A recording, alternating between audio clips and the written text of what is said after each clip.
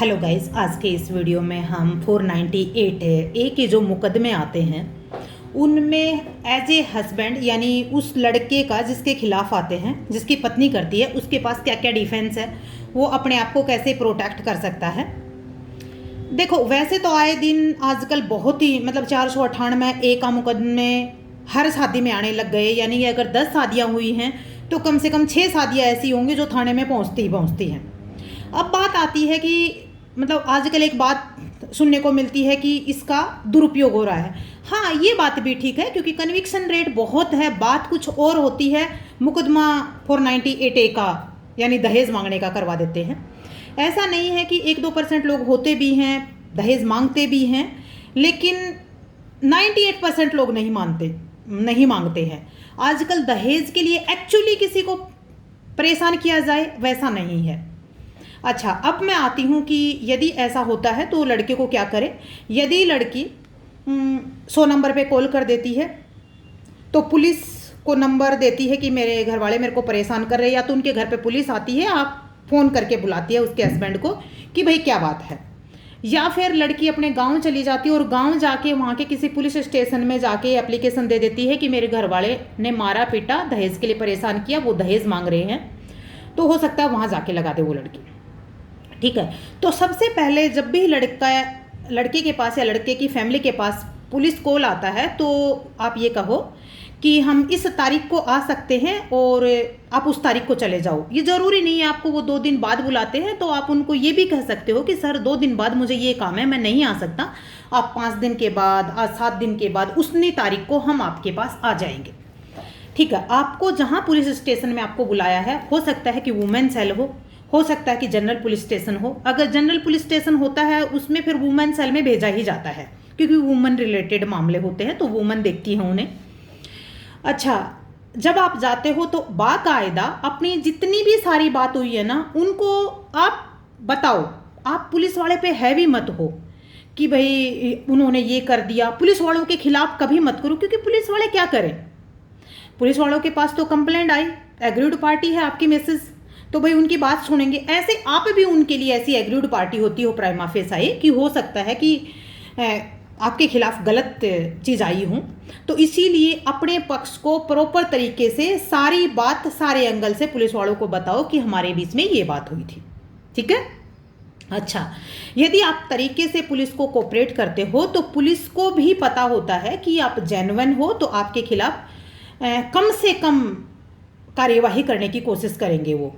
ठीक है। अच्छा, एक चीज़ हो गई है कि वुमेन रिलेटेड लॉ है, आजकल सुप्रीम कोर्ट ने डायरेक्शन दे दी है कि जैसे भी वुमेन रिलेटेड अगर कोई मुकदमा आता है तो उनकी एफआईआर लॉन्च कर दो।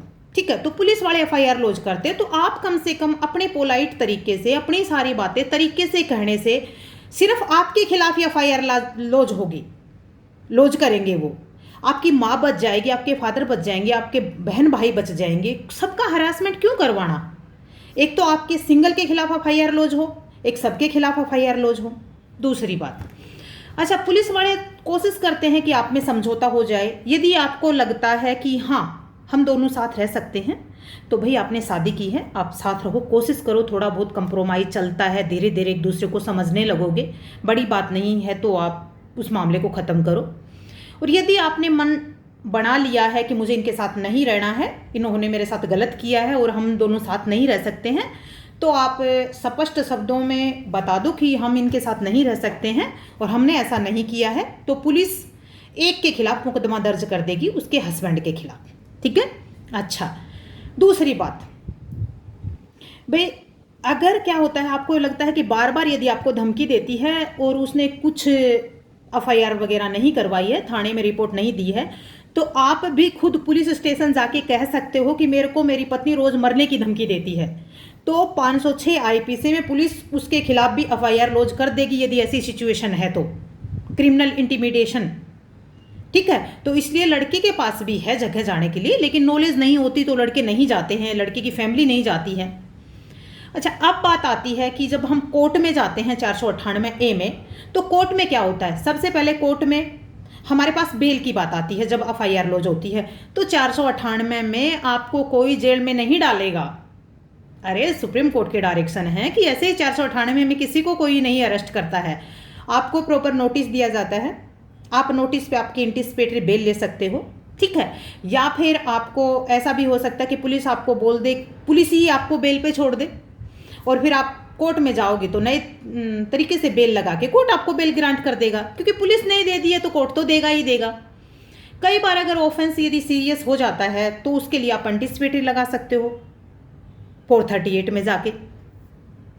अब आती है बात कि आपको कितनी हरासमेंट से निकलना पड़ता है। देख, एज ए लड़का एक ही बात होती है कि उसे हर 30 दिन में एक तारीख पे जाना होता है। अगर इस चीज़ को उसने लाइटली ले लिया है तो कोई हरास नहीं है। सिर्फ लड़के का एक ही होता है कि उसको 2 साल तक 3 साल तक जब तक ट्रायल कोर्ट में चलता रहता है उसे अटेंडेंस लगानी पड़ती है कोर्ट में जाके। उसमें भी आप 2 या 3 तारीख पे जाओ, फिर उसके बाद एग्जाम्शन लगवा दो कि मेरे को ये काम है, बीमार हूँ, मुझे ये काम करना है, इस तरह का।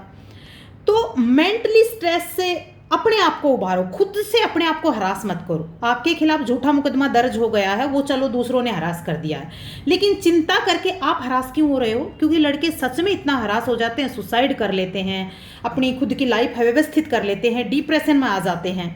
तो ऐसा क्यों करते हो? खुद को स्ट्रोंग बनाओ भाई। लाइफ में रोज हमें काम करना पड़ता है, बिजनेस करनी पड़ती है, पढ़ना पड़ता है, पढ़ाना पड़ता है, सब करना पड़ता है, नौकरी जाना पड़ता है। ऐसे ही एक चीज़ और आ गई है कि हो समझो आपको बीमारी हो गई है, डॉक्टर के पास चले जाते हो, तो इसीलिए स्ट्रेस लेना बंद करो। अच्छा, अब बात आती है, इसमें कन्विक्शन रेट बहुत कम होता है।